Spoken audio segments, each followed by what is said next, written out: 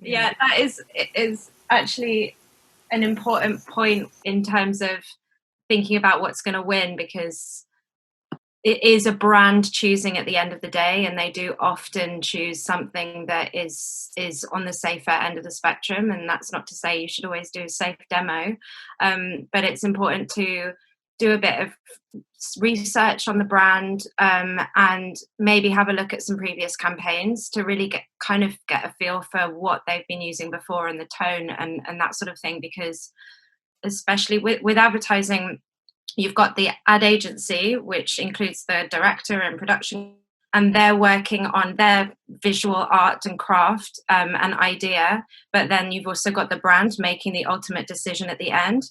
And so you can sometimes get quite a different side, where the creatives want to really push something very edgy and to one side, and the brand want to keep something a bit safer.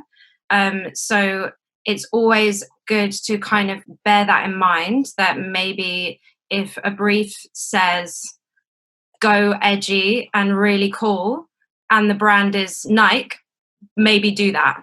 If they say go edgy and really cool and the brand is John Lewis, then it's still going to be edgy and cool for John Lewis. So it's really important to have a look into previous kind of campaigns and what they've used before, and really kind of try to read between the lines. We obviously try to do that when we brief out, but yeah, it is important to remember that we're working into an ad agency and a director, but there's also the brand making the decision too. And so that's why sometimes the best demos don't win, because sometimes the brand will just decide to play it safe. Similarly, sometimes actually the ad agency will have come up with a really great VO, or what they consider to be this amazing visual film, and actually they don't want the music to be that good, because they don't want it to take away from what the VO is saying or what the story is. So it's also important to understand and work with that understanding as well, because sometimes if the music's too overpowering or too good and too dominant, then often they won't go for that, because they want also their words to speak through and their visuals to come through. So yeah, there's definitely quite a lot of different considerations. At the end of the day, it's often just luck. But it's important to kind of understand that there are different people, a lot of different people down a chain making the decisions. And on the demos and pitches, I would say I would totally agree that probably don't put unused demos to picture on your website. But I would say that when you're starting out, absolutely do send supervisors things that didn't win, with the caveat that they didn't win, just to showcase what your style is on a private link. So, I would just say, yeah, be careful about what you're sharing, and the message it's giving off if you haven't won that pitch. But also don't consider it a totally lost thing if it works for showcasing a different style for a specific project.